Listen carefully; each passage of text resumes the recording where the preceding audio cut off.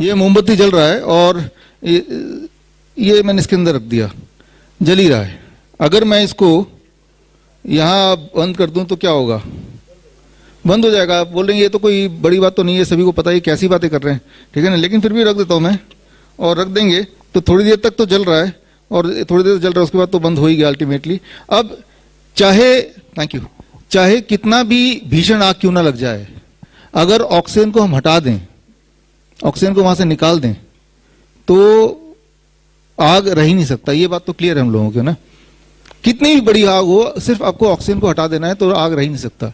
जिस तरह से ऑक्सीजन के एब्सेंस में आग फैल नहीं सकता है, ठीक उसी तरह से जब कोई इंसान मर जाता है, डेड बॉडी जिसे बोलते हैं, जो वो ब्रीथ नहीं कर पाता है, तो वायरस फैल नहीं सकता है।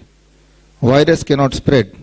तो डेड बॉडी किसी को is not infectious. Dead body से किसी और को कोरोना नहीं हो सकता या कोई और इन्फेक्शियस डिजीज नहीं हो सकती। यह हमने 8वीं क्लास में पढ़ी हुई है।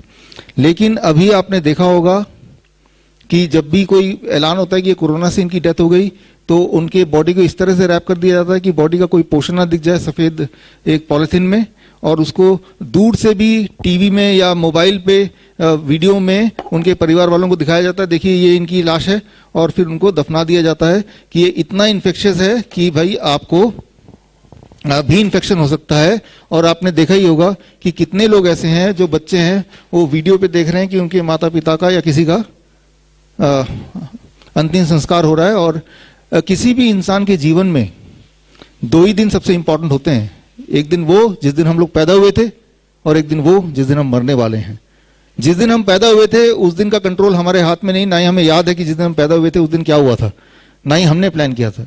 लेकिन मैं ये बता दूं, जिस दिन हम मरने वाले, मरने तो सभी वाले हैं, राइट। कोई ये मानता नहीं कि हम मरेंगे नहीं, किसी दिन तो मरेंगे।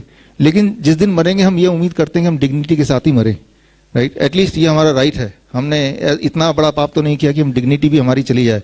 लेकिन मैं ये बता रहा हूं आपको कि अगर तो कहीं वो कोरोना के नाम खाते में चला गया, वो डेथ आपका भी हो सकता है, मेरा किसी का भी हो सकता है, तो फिर वो रैप कर देंगे, और उसके बाद जो भी हमारे चाहे वो पत्नी हो चाहे वो बच्चे हो, वो टीवी में देख के रो रहे होंगे और सब सांत्वना दे रहे होंगे, और वो हम एक्सेप्ट भी कर लेंगे।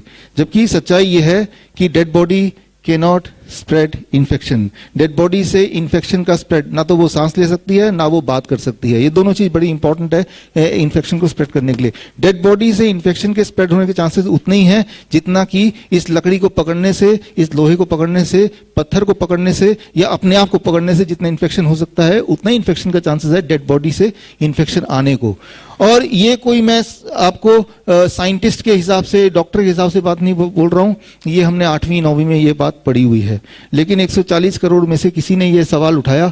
अच्छा नहीं उठाया, ध्यान नहीं गया। अब तो ध्यान चला गया। अब क्या कोई सवाल उठाएगा? I do not know.